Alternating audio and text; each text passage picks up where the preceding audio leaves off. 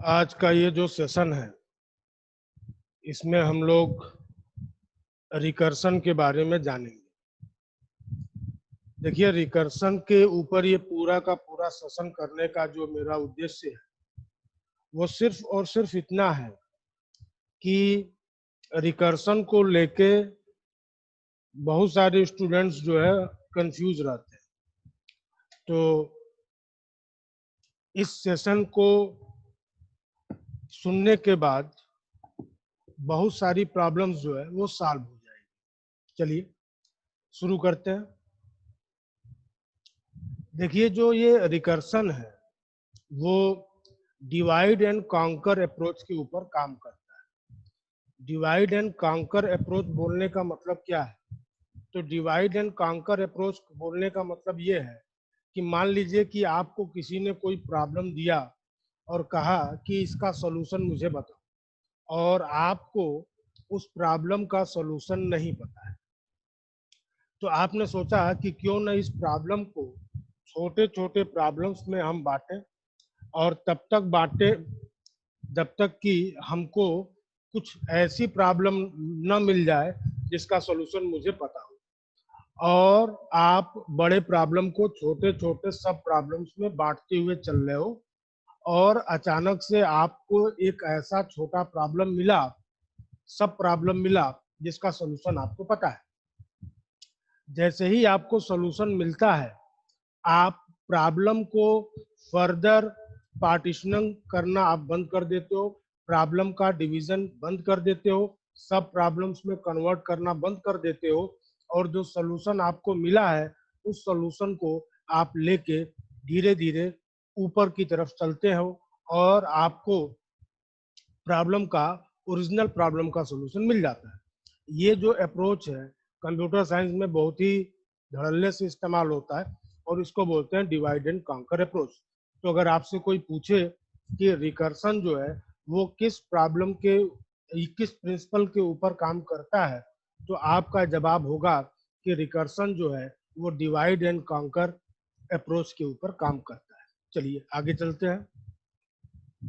देखिए, यहाँ पे मैंने एक छोटा सा एग्जाम्पल लिया हुआ। एग्जाम्पल ये है कि किसी ने पूछा कि फैक्टोरियल ऑफ 5 की वैल्यू बताओ। तो हमको जवाब मिला कि 5 इंटू फैक्टोरियल ऑफ 4। फिर से पूछा गया कि भाई फैक्टोरियल ऑफ 4 क्या है? तो 4 इंटू फैक्टोरियल ऑफ 3 बताया गया। ठीक है। फिर मैंने पूछा कि भाई साहब फैक्टोरियल ऑफ 3 कितना है? तो मुझे बताया गया कि फैक्टोरियल ऑफ 3 जो है वो 3 इंटू फैक्टोरियल ऑफ 2 है।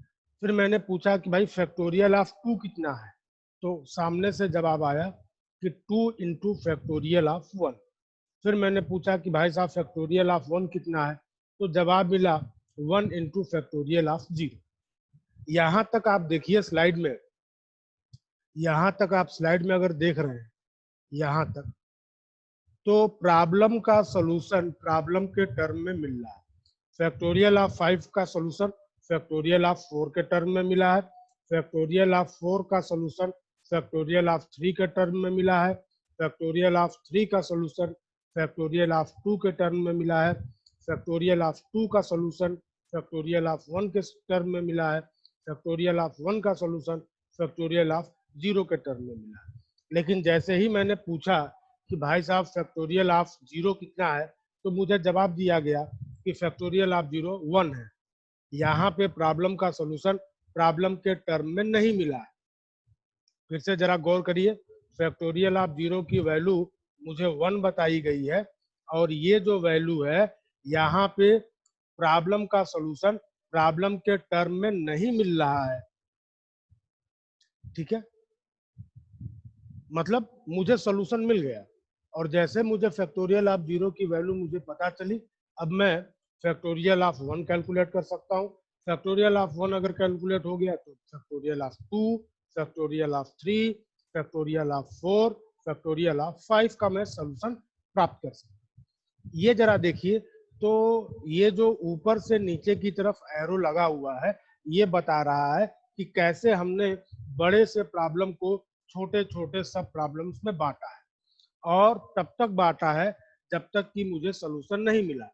और ये जो लेफ्ट साइड में जो एरो बना है नीचे से ऊपर की तरफ, वहां पे मैं रिजल्ट्स को कॉन्कर कर रहा हूं और मुझे फाइनली फैक्टोरियल ऑफ 5 की वैल्यू 120 मिल जाएगी। ठीक है, इस तरीके से हमारा रिकर्सन जो है काम करता है। चलिए, इस स्लाइड में मैंने आप लोगों को डिवीजन फेज दिखाया है और कॉन्करिंग फेज मैंने दिखाया है। चलिए आगे चलते हैं। अब मैंने यहाँ पे एक रिकर्सिव डिफिनीशन इसी प्रॉब्लम की दी है। कहा गया है कि factorial of n is n into n minus one का फैक्टोरियल। कब? When n is greater than 0 and it is generalized condition. और फैक्टोरियल ऑफ n की वैल्यू 1 हो जाएगी। कब? व्हेन इफ n इज 0, यानी it is the base condition.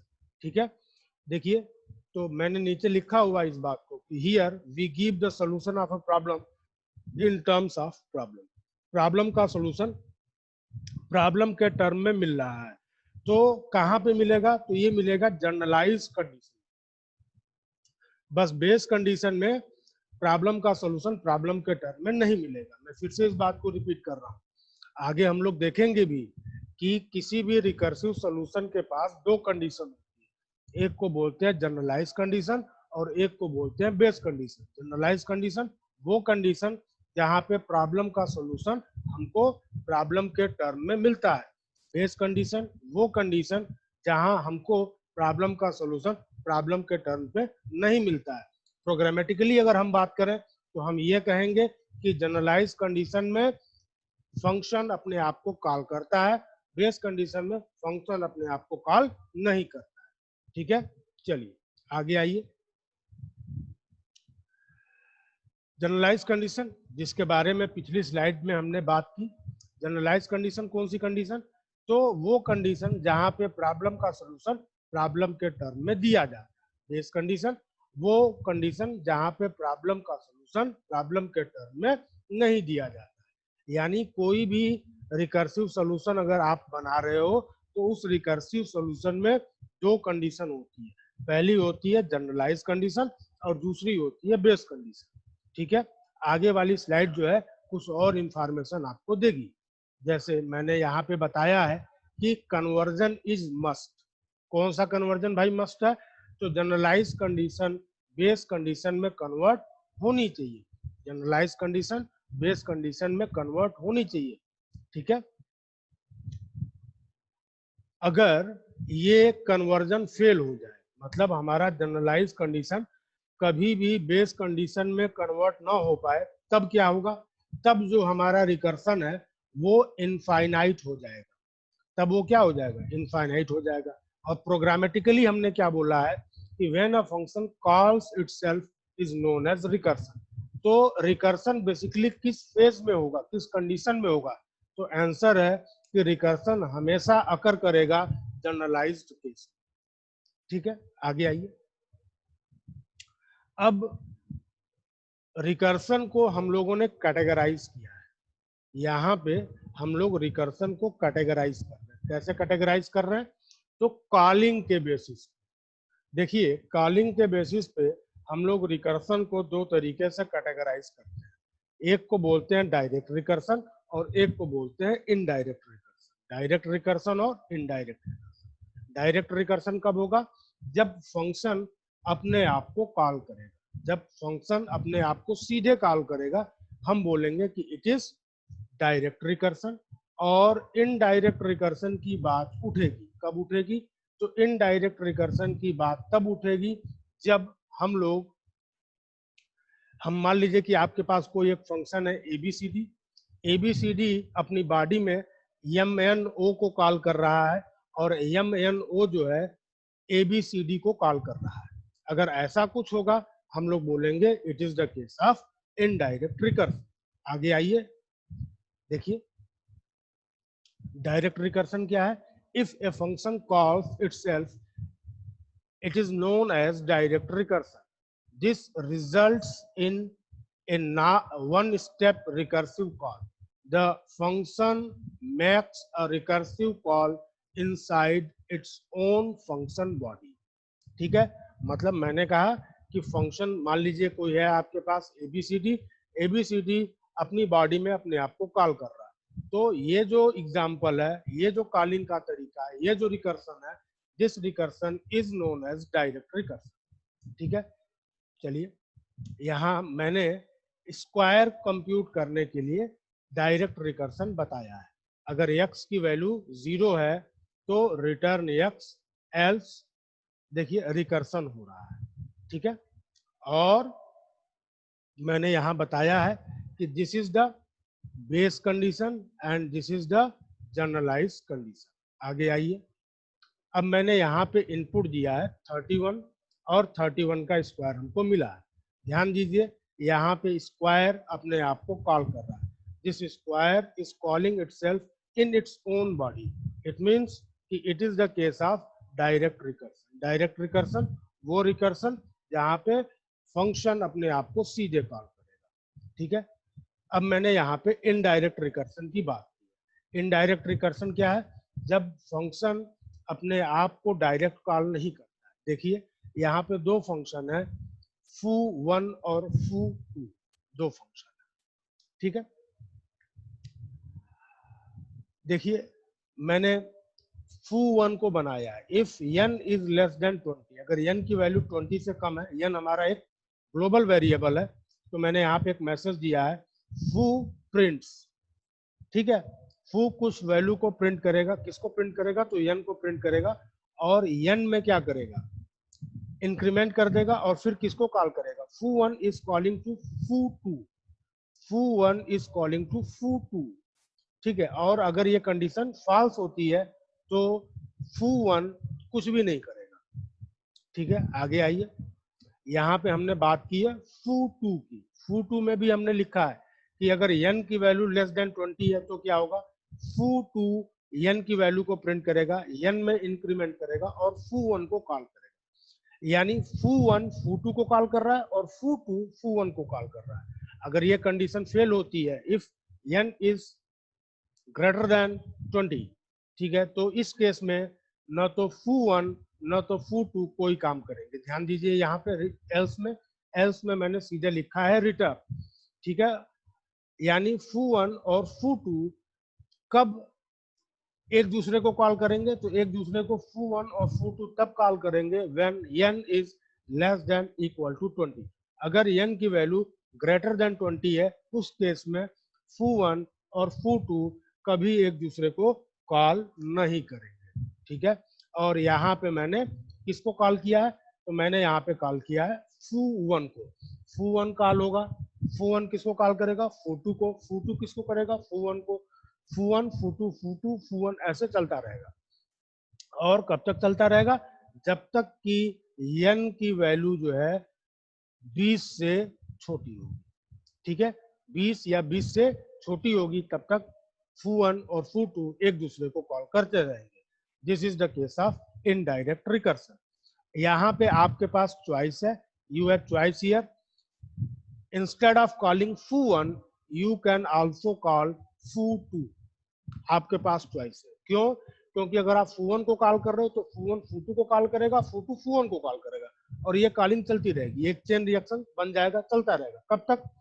जब तक n की value less than or equal to 20 है।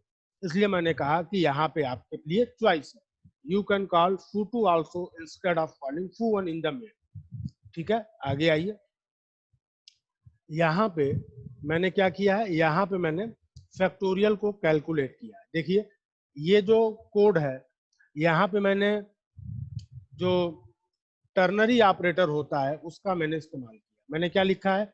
अगर x की वैल्यू 0 है, if x is 0 then return 1, else x into fact of x minus 1। ठीक है, यानी x की वैल्यू अगर 0 हो रही है तो हमको क्या रिटर्न करना है? 1 रिटर्न करना है, and this is base condition. ठीक है, एल्स अगर x की वैल्यू क्या है? x की वैल्यू इज ग्रेटर देन 0, तो फैक्टोरियल फैक्ट फंक्शन जो है अपने आप को कॉल करेगा। It is the case of direct recursion. ठीक है, और x into fact of x minus 1, ये जनरलाइज कंडीशन में आएगा। यहाँ पे रिकर्सन हो रहा है, फैक्ट अपने आप को कॉल करना है। मैंने यहाँ पे मेन मेथड लिखा है, मैंने यहाँ पे फैक्ट में पास किया है 5। प्रोग्राम जब रन होगा हमको आउटपुट मिलेगा 120।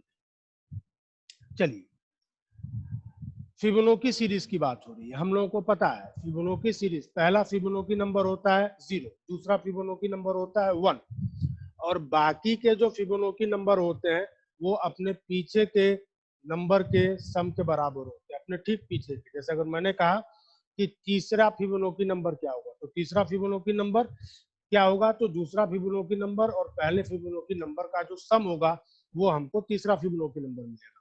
चौथा फिबोनाची नंबर क्या होगा, तो चौथा फिबोनाची नंबर तीसरा फिबोनाची नंबर और दूसरे फिबोनाची नंबर के सम के बराबर होगा। अब तक हम लोगों ने बेस कंडीशन में केवल एक सिंगल स्टेटमेंट देखा था। यहाँ ध्यान से देखिए, if num is 1 return 0, it is in base case, base condition. If num is 2 return 1, it is in base condition. यानी ये जो दोनों if स्टेटमेंट है ये दोनों के दोनों बेस कंडीशन के पार्ट है। एल्स जनरलाइज कंडीशन, रिटर्न क्या, fib of num -1 plus fib of num -2। 1 से लेके 10 तक फिबोनाची नंबर मैं प्रिंट करा रहा हूं। मैंने यहाँ पे एक लूप चलाया हुआ है 1 to 10 और फिब में मैंने आई को प्रिंट कर दिया है। तो हमको फिबोनाची नंबर क्या मिलेंगे, 0 1 1 2 3 5 8 एंड सो ऑन, ऐसे मिलते चले जाएंगे। आगे आइए, आगे जो है हम लोग अब डिस्कस करेंगे जो प्रोग्राम्स हम लोगों ने यहाँ पे देखे हैं, उन प्रोग्राम को हम लोग यहाँ पे रन करा के देखेंगे। चलिए, सबसे पहले हम लोग प्रोग्राम को रन कराते हैं। कौन सा प्रोग्राम रन कराएंगे, तो फिब जो है, फिबोनाची नंबर जो हम लोगों ने जो बनाया है उसको हम लोग यहाँ पे प्रिंट कराएंगे। मैं ये प्रोग्राम ऑलरेडी मैंने बना के रखा हुआ है, मैं यहाँ पे लिख रहा हूँ। देखिए, ये जो दोनों कंडीशन है, ठीक है, तो इसको मैं ऐसे लिख दूं,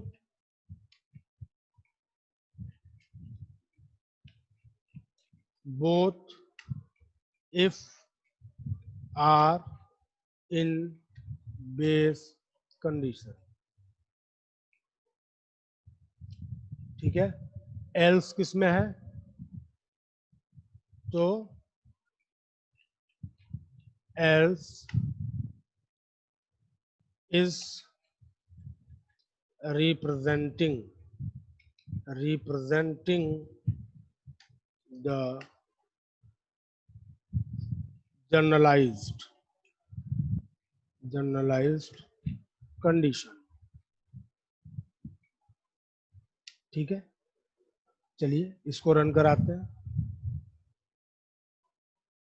ये आउटपुट है 0 1 1 2 3 5 8 13 21 34। अगर आप इसको बढ़ा देते हो, इसको हम लोग बढ़ा देते हैं 15 कर देते हैं। चलिए,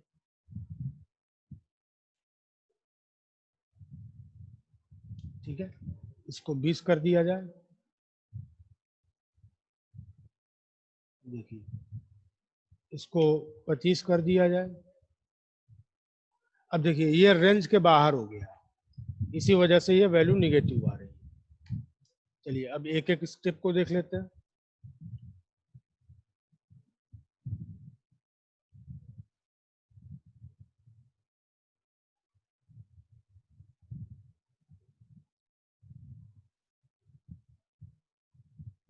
ठीक है, ये रहा अपना फिबोनाची सीरीज।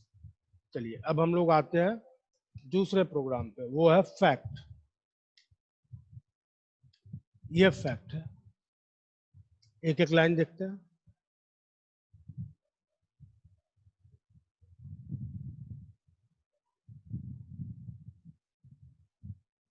रन कराते हैं 120, वैल्यू को यहां कर लेते हैं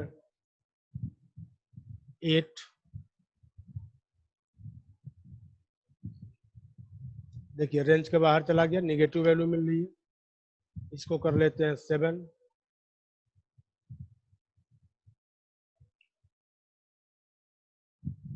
क्लियर है? यहाँ पे मैंने टर्नरी ऑपरेटर यूज किया है। इसको अगर आप लिखना चाहो तो ऐसे लिख सकते हो, if x is 0 return 1 else return, क्या रिटर्न करना है, ये रिटर्न करना है। देखिए वैल्यू आ रही है। चलिए ये कौन सा कंडीशन हो जाएगा भाई साहब, ये हो जाएगा base condition, it is base condition. ये कौन सा कंडीशन है, it is generalized condition, it is generalized condition. ठीक है, चलिए अब हम लोग डायरेक्ट रिकर्सन पे आते हैं।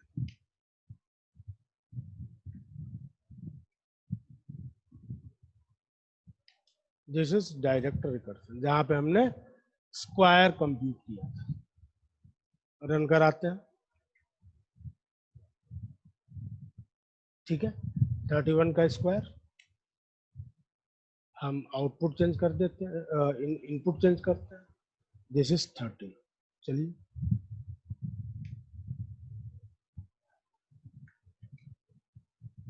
देखिए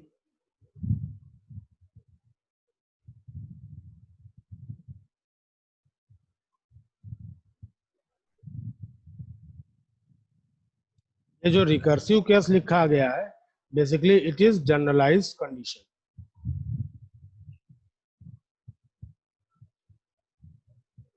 ठीक है, चलिए इनडायरेक्ट देखते हैं, जहां पे foo1 और foo2 की बात हुई थी। देखिए मैंने क्या कहा था कि foo1 की जगह आप foo2 को भी कॉल कर सकते हैं। देखिए foo1 foo2 जब भी कॉल होंगे n की वैल्यू में इंक्रीमेंट कर। ठीक है, मैं यहाँ पे foo1 की जगह पे foo2 करता हूँ।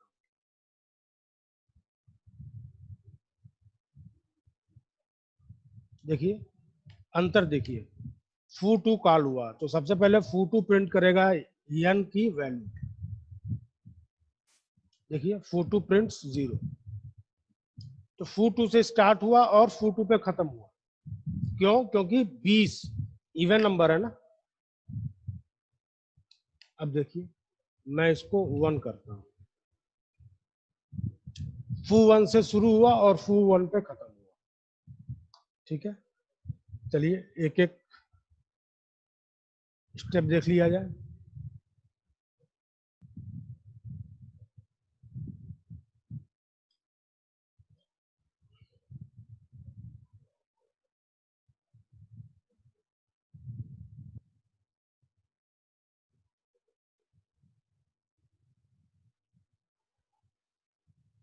ठीक है, चलिए मेन अपने आप को कॉल कर सकता है, तो मैं यहाँ पे लिख रहा हूँ void main। मैंने यहाँ पे एक वेरिएबल या static int I equals to 5। मैंने लिखा इफ I जो है क्या है,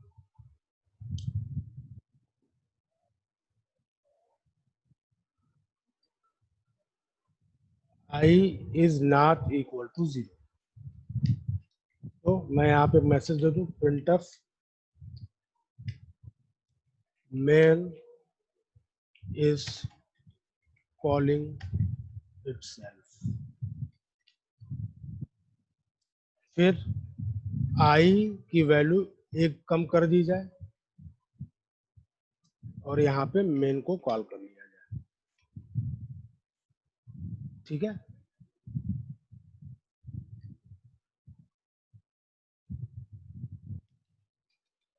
देखिए main dot C, this is the output cls exit।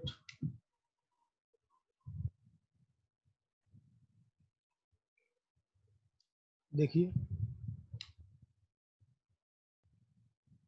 main is calling itself, main is calling itself. फिर से मैं एक बार रन करके दिखाता हूँ। CLS कमांड मैंने लगाया, कंसोल क्लियर हो गया। देखिए ये रन हुआ,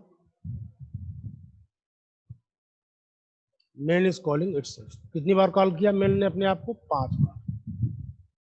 ठीक है।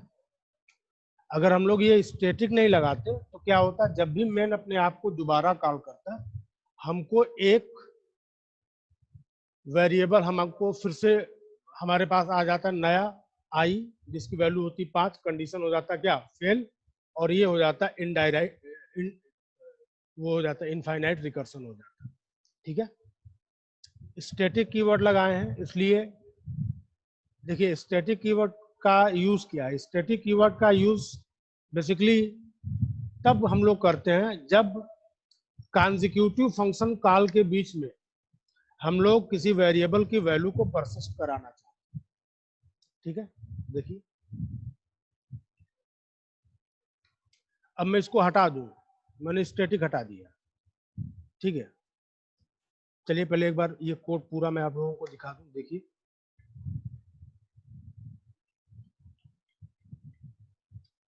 अब अगर मैं यहां से ये स्टैटिक कीवर्ड हटा दूंगा तो जब भी मेन कॉल होगा, मेन हर बार एक नया वेरिएबल आई जो है इनिशियलाइज कर देगा, डिक्लेयर करते हैं। और ये टर्मिनेशन कभी, ये रिकर्सन कभी टर्मिनेट नहीं होगा। देखिए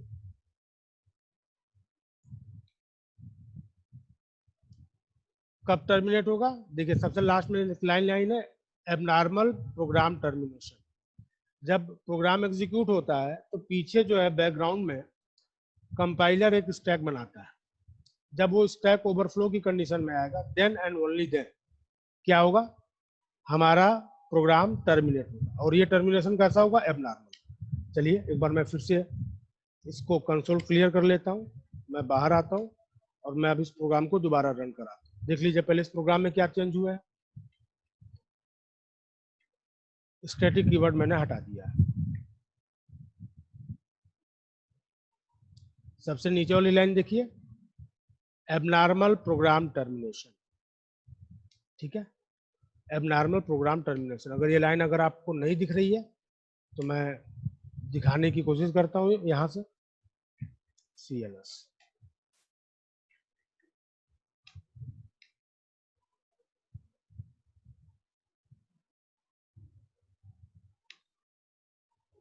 देखिए ये टर्मिनेट हो गया। तो आज का लेक्चर जो है यहीं तक। उम्मीद है कि आपको ये चीज़ें समझ में आई हो। धन्यवाद।